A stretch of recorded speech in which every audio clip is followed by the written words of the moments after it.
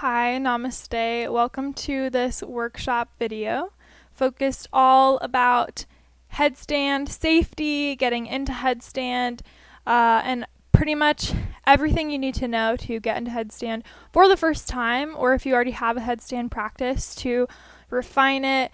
I did a headstand practice for many years incorrectly, which really damaged my neck. So whether you have your own headstand practice already or you're looking to get into headstand for the first time, this hopefully will be a really helpful workshop video for you. So number one thing when starting to talk about headstand, obviously, or maybe not so obvious, is the safety part of headstand.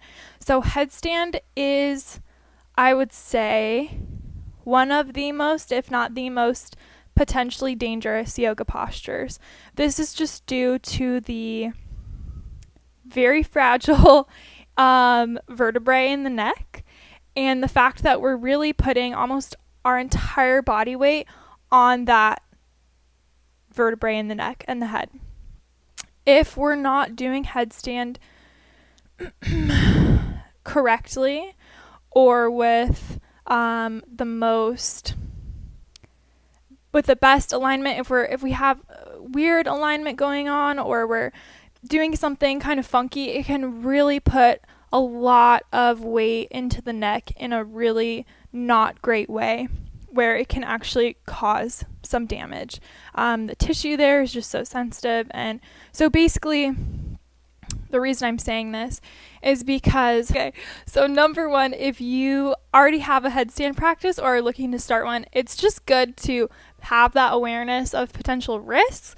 Also, if you are someone who suffers from chronic neck issues, like I have my C1 vertebrae that literally sits on my spine, crooked, maybe that is not the best practice for you, especially for inversions. That doesn't mean no inversions for you. Like, for example, I can demo headstand today. I'll be fine. I know you know how to push into my arms in a way where it really takes the pressure off of my neck. But I practice inversions more that don't require my head to be on the mat. So maybe that's something for you to consider as well. All right, so number two would be this power of our thoughts here in headstand. So why are we even talking about that? Let's just get to it, right? I know I practiced headstand for so many, I don't know, years, but months. I couldn't really hold it. And once I started learning about this power of our thoughts, I kind of realized why.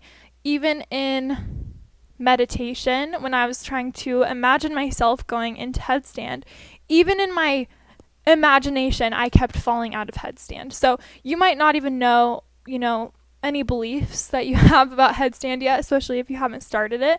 Or maybe you are starting, or you have already started your headstand practice and you're like, I know this doesn't work for me. I just can't get upside down.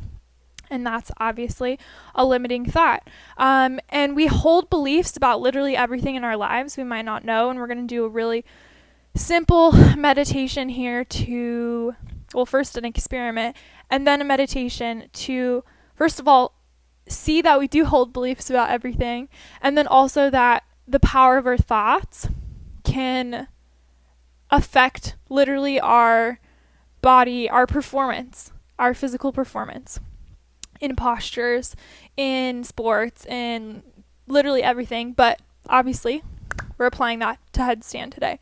So little experiment just to demonstrate the power of our thoughts and our beliefs.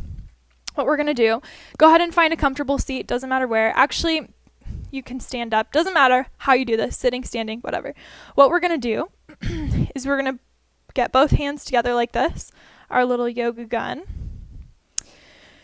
And we're going to try and twist as far to the right as you can. So take a deep inhale, deep exhale, and then go ahead and twist as far as you can go.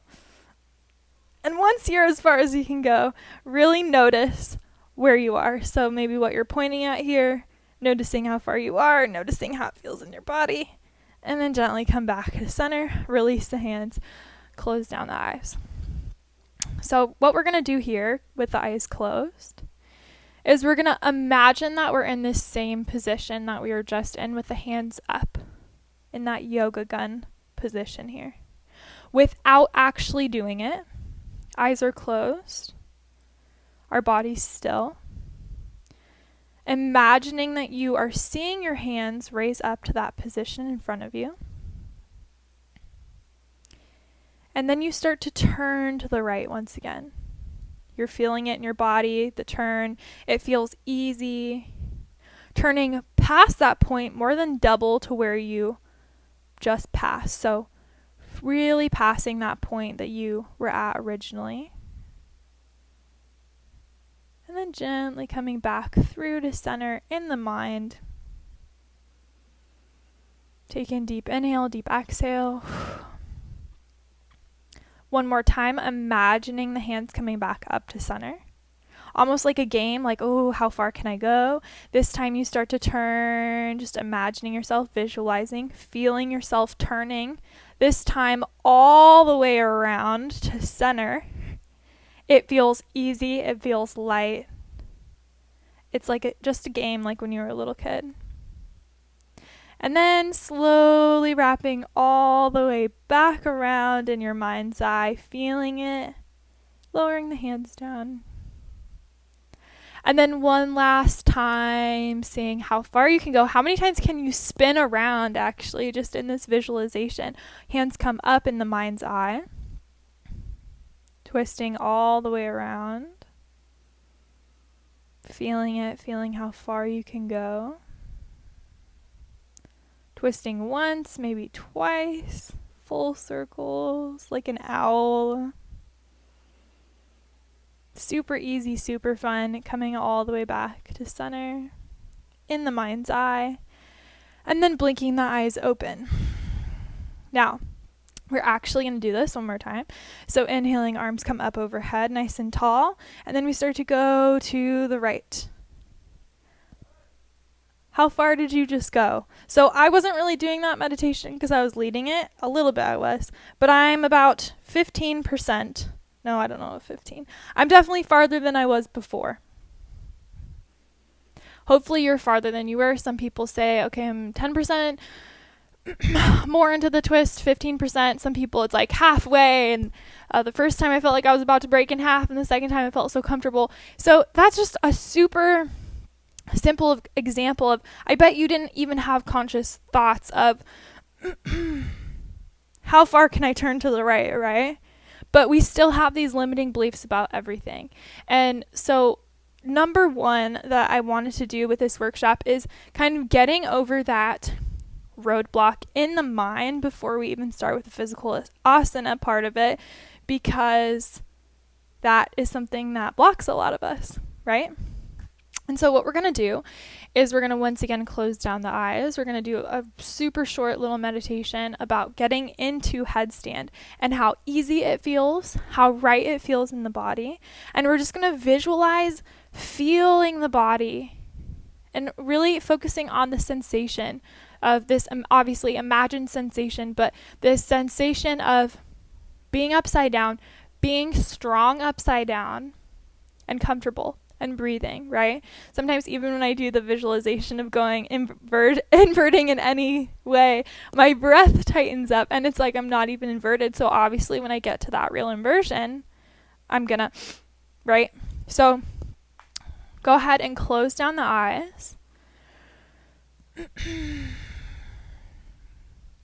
Imagining yourself prepping for headstand. Maybe you're on your knees, looking at the spot on your mat that you're going to place the crown of your head. Your breathing is easy here, inhaling and exhaling through the nose.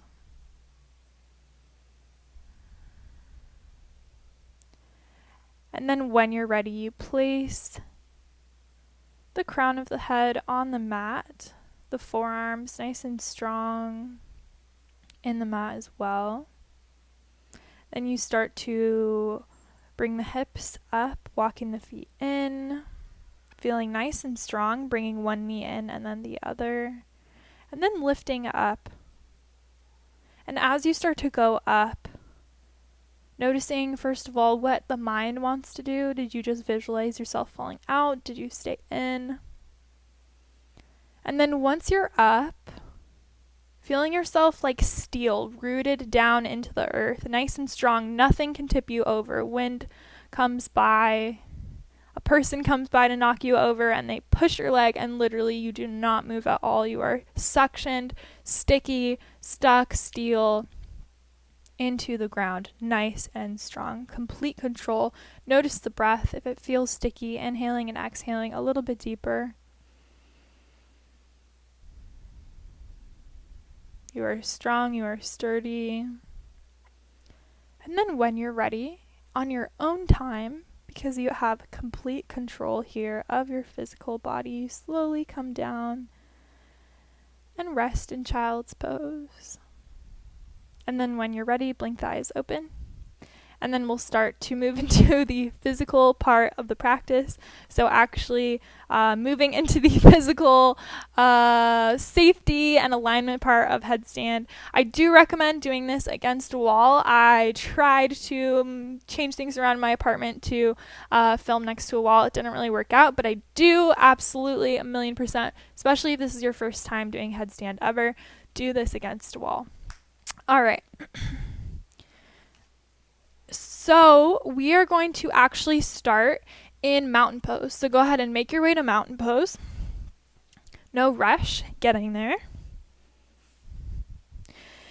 And the reason we're going to be here in mountain pose is because we need to first, before we get inverted, is learn some body awareness. So body awareness when we're upright even can be difficult for some of us, especially if we haven't been doing a physical practice very long, or we're new to yoga and we're still figuring out our sensations. What does this look like? What does this look like? If you've ever done a posture, done yoga in front of a camera and you're like, oh, whoa, I feel so good. And then you look at it after and you're like, oh, that's what I look like. Sometimes we're not always connected to the shape that our body's making, right? We might think we're super straight, but then we look at, in a camera or a video later and we're like, whoa, like I was like doing this banana back or whatever it is.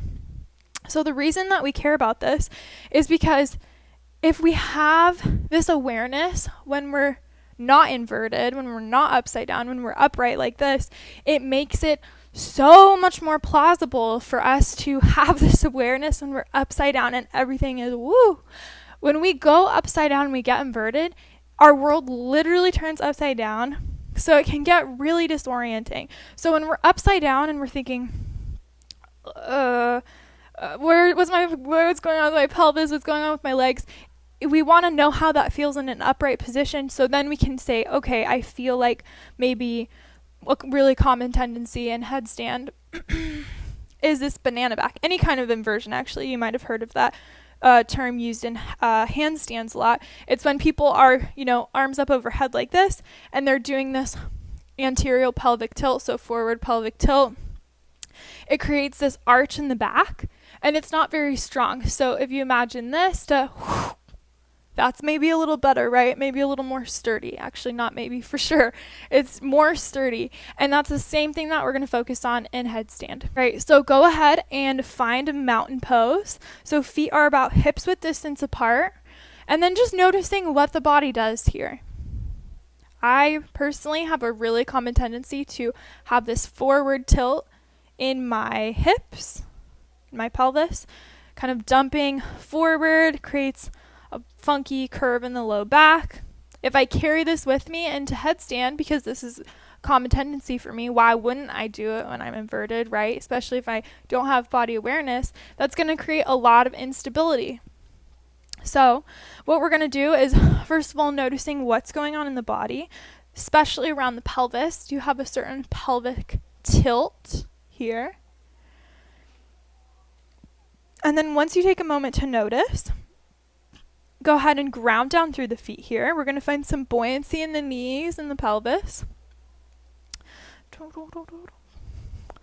And then find stillness. But we just don't want to lock out the knees, right? So we have a little bending in the knees. Let's bring one hand to the front of the pelvis, one hand to the back. On the inhales, we lengthen upwards for the front. And on the exhale, we lengthen downwards through the tailbone. So inhaling, the front comes up. Exhale, lengthen the tailbone down. All right, so we're finding a nice neutral pelvis here. Super important, especially when we're inverted, also standing, but today we're focusing on headstand. All right, from here, we're going to bring the hands to just under the bra strap if you're a woman. If you're a man, just imagine where that is. So kind of the upper ribs here. Go ahead and take a deep inhale. Noticing how the ribs kind of flare out. Exhale. Notice how they sink in. One more time, deep inhale. Noticing them kind of flaring out. Exhale. Noticing how they sink in. So we're going to try and keep them kind of sunken in here. We're trying to create this nice canister, this strong, neutral type of thing with our core, our pelvis, everything here. That includes finding that neutral position with the pelvis and finding that neutral position with the ribs where they're not flaring out here.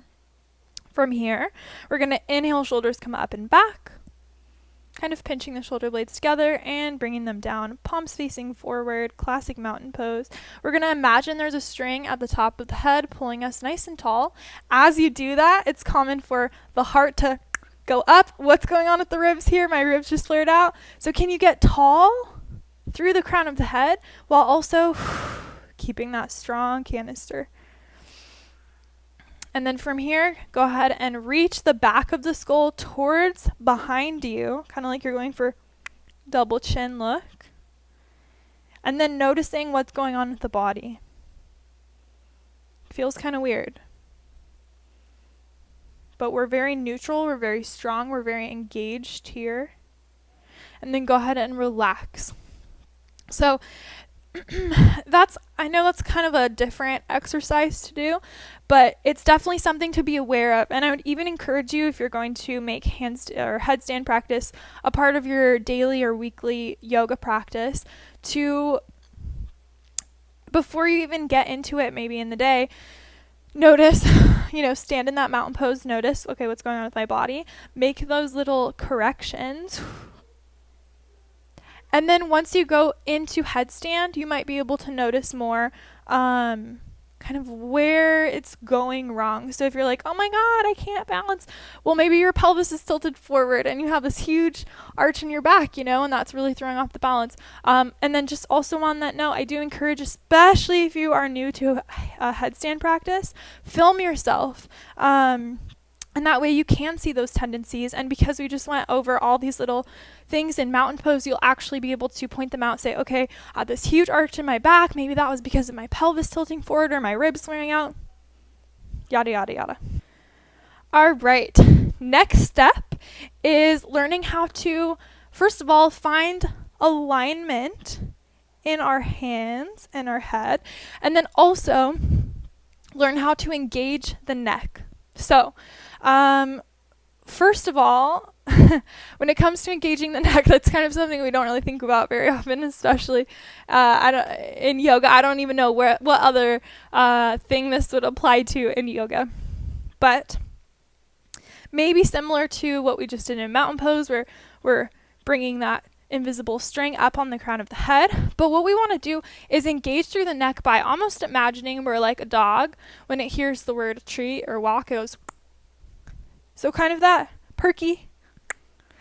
So go ahead and try that for yourself. Just kind of that. So noticing how that feels, almost like your neck is really engaging here. Maybe the shoulders push down. And another common thing that we do in headstand, or a common misalignment, is that once we're here, we do this, right? Does this look like a perky dog that just heard the word treat? I don't think so. So trying that. All right, so from that, keeping that in mind, next is finding that alignment with the hands and the arms. So the whole thing, even though it is called headstand and there is that a certain amount of weight that is on the head, we really want most of the weight to be in our forearms.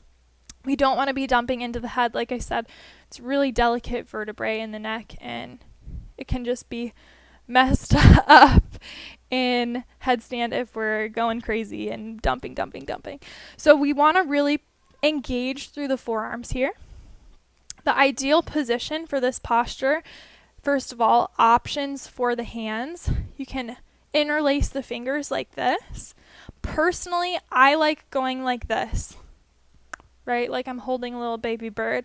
For me, this makes it easier if I need to bail out of headstand. I don't feel like my hands are like glued together. So I personally go like this. I know people that go like this, or even people that go like this. So however you decide to do your hand placement, we want to make a right triangle here. I believe that's the word. Equilateral triangle, throwback to geometry. I hope that's correct. So this nice even triangle, we don't want an obtuse triangle. See, I remember that. Or an acute triangle. We want that equilateral triangle. Nice and strong, so that when we're inverted, we have this nice strong base. So the idea here is that the back of the head is being cradled by the hands, and we have this strong triangle here. One more alignment cue to be very aware of is where we're putting our head on the mat. Where are we connecting the head to the mat? A common tendency of misalignment is putting almost like our forehead or this space right here on the mat or too far back. So when we do that, we really put the neck in awkward positions of extension and flexion, and it's just not setting it up. Even if you do it once, twice, 3 times and you're fine, it's really just not setting it up for a safe headstand practice. What we want to do is put the crown of our head on the mat. So the crown is, if you put your hand on your head, it's kind of that like weird funky bump that is right in the middle of your head. So when we place our head on the mat, we want to make sure that our crown of the head, not here, here, but our crown of the head is making contact with the mat, and we're really strong and secure in this equilateral triangle position with the arms, that we're doing that kind of puppy dog woo thing with the neck, the chest, and that we're actively pressing through the arms, through the shoulders here. And I would really even encourage you, especially if this is your first time ever getting into headstand, to do this right here. Go against a wall and just do it like if this was the wall, just doing it against the wall like this, pressing into the wall, seeing how it feels to engage the shoulders and press the shoulders and the forearms away from the body, and seeing how it feels for that crown of the head to be there. Once again, it's, easier to do these things when we're not inverted. It's good to kind of master these alignment cues before we go upside down, because like I said, once we get upside down, everything is weird, and especially if you haven't spent a lot of time upside down, it can be super disorienting. So right, so that being said, that is the most important cues for headstand. A few more cues is that once you are upside down, to, let's just say we've set our base, you have that strong base. Once we are upside down, it's important to engage through almost every muscle in the body. So we're engaged, we've talked about engaging through the upper body, through the neck, through the chest, pushing the head into the ground, kind of pushing the forearms into the mat. But we also want to, check in with the pelvis, and then engage through the glutes all the way to the tippy toes. And as for the toes being flexed or pointed, I've heard different things on both sides of the field. I don't think it really is crucial to the safety of headstand. So for that, I'll just say do whatever you want. I normally point my toes, but just do whatever you want with that. Furthermore, when we also get upside down, it's very tempting to hold our breath. When we get up there or upside down, everything's weird and different. We're in alien land all of a sudden. And so it can maybe trigger the fight or flight nervous system, or we're just upside down, everything's weird. So we want to tense up, hold our breath, be super intentional about inhaling and exhaling. And it might sound like a simple thing, but once you get upside down, you might realize that you're not breathing at all. So just be intentional, I like that word, about inhaling and exhaling while you're inverted. If you need props, go ahead and get props. Do this against a wall. I'm not demoing this against a wall, but please do this against a wall if this is your first time getting into headstand. So what we're going to do is we are going to start in kind of this child's pose position here. So what we want to do is try and start to position ourselves. I'm going to adjust some things. This will be interesting with the mic pack. Is position ourselves to get into headstand as close as we can. Because if you imagine getting in here, we're kind of at a weird angle, right? But if we're here closer to the body, we're automatically more set up for a successful entrance into headstand. All right, so go ahead and place the hands on the mat. So once again, fingers interlaced or cupping, doesn't matter. Is that a strong equilateral triangle we got going? Yes? Okay, great. Take your time placing the crown of your head on the mat. And then even from here, we're going to start to press into the forearms, pressing through the neck. Maybe today, this is where you stop. Maybe you're here and you're like, this is good for me. At any point, you can always stop. If you'd like to go further, you can come onto the tippy toes, kind of like we're coming into dolphin. So we're bringing the feet, or we're coming onto the tippy toes, extending through the legs, kind of like we're coming into dolphin. Noticing what happens with the weight in the head. Are you pressing through the forearms? And then from here, maybe we start walking the feet forward towards the body. Maybe we lift one foot, then the other.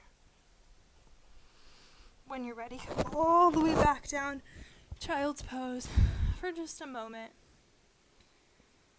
And then when you're ready, sitting back up to seated. All right, so just a brief moment inverted, maybe noticing what goes on with the body, if you felt disoriented, anything that happened with the breath. Obviously, a lot of blood rushes to the head. That's another sensation to get accustomed to. And then one major safety alignment entrance cue is do not ever jump into headstand. The reason why this is so important is because when we jump into headstand, we're most likely putting a lot of weight into the head and the neck. So we're kind of dumping, crunching down on the vertebrae potentially. And our cartilage that separates our spine, the bones in our spine, does not grow back. And so if we are constantly wearing down this cartilage in our spine, that cartilage does not grow back. I've heard, you can do stem cell stuff nowadays to help it, but it doesn't grow back naturally. And so you can potentially permanently damage those tissues, that cartilage in your spine. So as we enter into headstand, and this time we'll go the full all the way in, do this against a wall once again. So you're facing the wall here. Maybe you have some props, some blocks, or you bring a chair close to you so that you can use that to effectively get the hips over the head, so that as we start to enter, we're entering safely, we're entering in a really controlled way. We're not jumping, not doing any crazy shit. All right. So if you need your chair, if you need your blocks, have them nearby. If you are using a wall, the wall is in front of you and you're very close to the wall. All right, when you're ready, head goes down. Making that triangle, all those cues once again. And then crown of the head, nice and strong on the mat. We start to lift through the hips, maybe walking in, maybe we're bringing the feet to the blocks. Or to the chair that's next to us, my invisible chair. When you're ready, we start bringing one foot in, maybe the other. And then maybe we start to find lift. So 2 feet in, we're in this tuck here.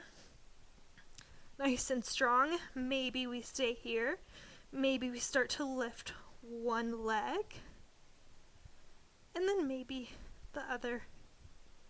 Remembering to breathe here, noticing what's going on with the pelvis. Are the arms engaged? And then when you're ready, gently coming all the way back down, taking a moment in child's pose. Letting the body come back to equilibrium. And then when you're ready, sitting all the way back up. So feel free to keep going, keep practicing. Practice makes progress. I don't know what's going on with my mic today. Once again, always option to bring those blocks. My block tower was a little too small to be effective today, but blocks or a chair near you, it's really helpful to get the hips over the head before you start to move into that tuck in a controlled way. From that tuck, you can bring one leg up, maybe the other, maybe both, and then from there you can find funky, fun stuff. So I hope this was helpful to you. If you have any questions at all, feel free to comment below, and have a great rest of your day. Namaste.